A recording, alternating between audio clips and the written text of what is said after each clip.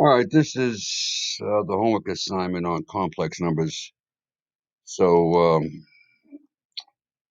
try to do the best. It's quite frankly, it's not all that easy.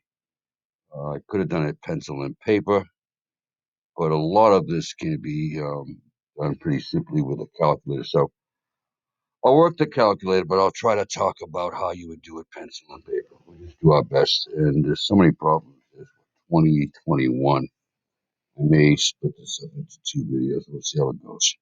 Anyways, number one, square root of a -5. All right, so here's the deal. If I hit enter, it's going to give me a decimal times I. So a couple of ways of figuring this out. Um, Obviously, it's not letter B, and well, it could be either A or C or D. But if I took 0.23, if I took the square root of 5, second function, square root of 5, I would see it's exactly that. So what I've got is actually the square root of 5 times the letter I. So you can see where letter A. If you were doing it pencil and paper, you would have done it this way. You would have said, hey, the square root of 5, what you would be doing is you're going to be writing the square of -5 as the square root of 5 times the square root of a -1. And we realize that the square root of -1 is the letter I, and then this value here is 2.2, whatever. So square root of 5, this by definition is I, therefore it's letter A. All right, number 2. Let me clear this off. Second function, square root of a, make sure when you say negative, you're using the right key here, the white one, -25, because if you don't, obviously bad things would happen. And hitting enter, I've got 5I, beautiful letter D. Just one more thing, just to remind you that I had this in another video. To even get involved with this letter I, make sure when you go to mode, coming all the way down to the real setting here, make sure your calculator is set to A plus BI. That's not set. You'll get all kind of error messages. All right, square root of -28. Square root of -28. All right, I'm getting some crazy decimal times I. All right, so I know it's not letter C for sure. And I know it's not letter D because letter D is negative. So it's either 2 times radical 7 or 7 times radical 2. Let's go 2 times square root of 7. Lo and behold, there's that 52915. So I know it's the letter A. And here again, if you were looking at this, doing it pencil and paper, 28 is not a perfect square, but it's there's a factor of 28, namely 4. So I could rewrite the square of 28 as the square root of 4 times the square root of 7. All right, that's 28, and then times the square root of a -1. If I multiplied that all out, I would get the square root of -28. Well, I realized that square root of 4 is 2. There's the square root of 7. I can't do anything with that. And by definition, the square root of -1 is the letter I. So, many ways creatively to let your calculator do it, whether you do it pencil or paper, or if you're using a calculator, you're going to have to know some stuff and you're going to have some use some logic here. All right, so let me clear this off. These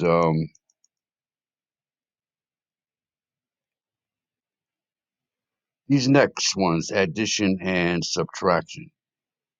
You got to remember that this letter I is just like a variable. It's like an X or an A or a B or a C. So when I'm combining these, I'm adding them.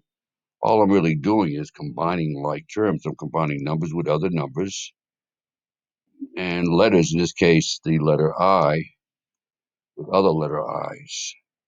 So this is -5 plus, wants to play with me, plus 6I. Now, I is found as the second function of the period key. I'm going to close that in parentheses, although I didn't have to do it because I'm adding. And the square root If you'll ever do it for me, of 11 and plus 2i.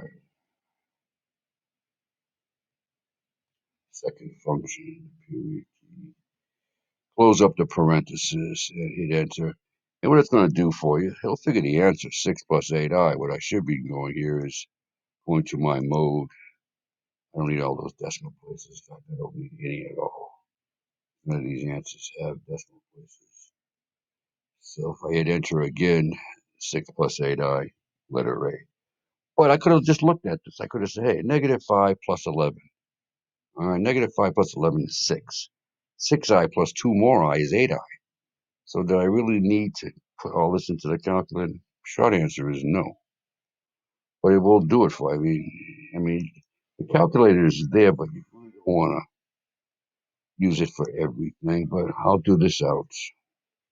Now I'm subtracting 6i. Second function, the letter I, close up the parenthesis, and I'm adding that to 9 plus 4i. Adding that to 9 plus 4i.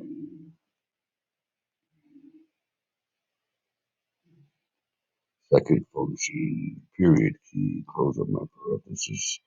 Which, to be honest, it didn't need any parenthesis because it's all addition. When I get to subtraction, very important. That second one is enclosed. 4 minus 2i, letter A, not a big deal. All right, number 5, parenthesis. And it's 5 minus 8i.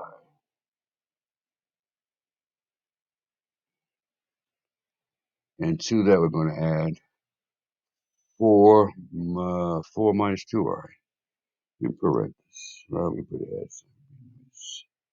Matter of fact, let me know you can put parentheses here because this is addition. I don't need it. So 4 minus 2i. Second function. The period key and hit enter. And 9 minus 10i. So you can see I didn't need parentheses because it's all addition. So if that's the case, then I'll follow my own advice. Since I'm adding in number 7, I'm going to say 6 minus 3i. Make things go a little bit faster. And to that, I am adding, I'm going to add 2 plus 7i.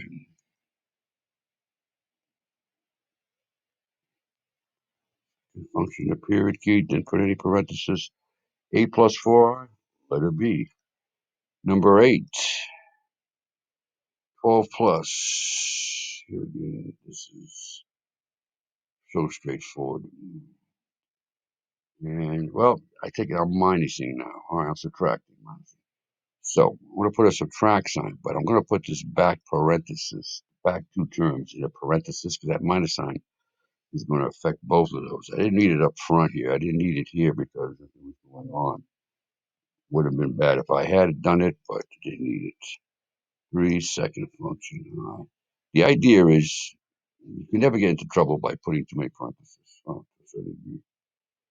all right, 11 plus 6i, letter B. That's easy enough. I could have done it pencil and paper. But you have the calculator, so let's use it. 14 in parentheses, didn't need it. Got used to doing it. Second function, I, close parenthesis, and I'm going to subtract. Here I definitely have to have a parenthesis. 5 plus 2i. Plus 2i.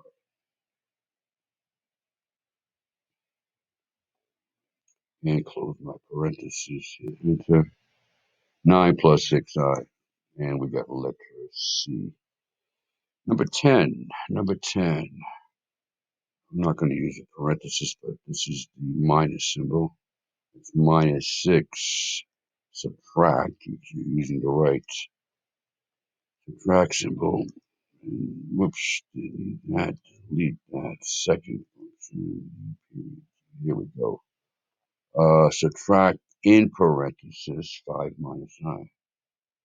5 minus. Close up the parenthesis. And minus 11 plus 5 by C. All right, number 11. There was a slide in the PowerPoint that says if either one of those radicans, 16 or the 100, are negative, or both of them are negative, you just can't multiply 16 times 100, get 1600, get the square root of that, get 40, because the answer is obviously negative 40. Let's see if my calculator can handle this without me doing pencil and paper. Um, all right, let's just see. We'll do it. I'm thinking out loud here. Second function, the square root of a negative 16. Now, I don't really need a time sign here. These two terms are side by side. The calculator is going to know I want to multiply. So let's see if he helps me out here. And hit enter. And yeah, lo and behold, that's the easy way out of it. All right, let the calculator do it. I could have changed negative 16 into radical 16 times radical 1. Square root of 16 is 4. So that would have been 4i. This guy here would have been 10i. 4 times 10 would have been 40. I times I is I squared. And by definition, I squared is equal to negative 1. 40 times negative 1 is negative 40. But I got to agree, using the calculator here was the way to go. Let me clear this guy out. And let's go. Number 12. 3i. And in parentheses, what have I got? 5 minus 4i. 5 minus 4 second function. Period key, close up parentheses. And my calculator comes through like a champ. 12 plus 15i. Number 12. All right, so we move on to some other stuff here. So what I'm going to do is stop this video now. I'll pick it up. I'll do numbers 13 through 20.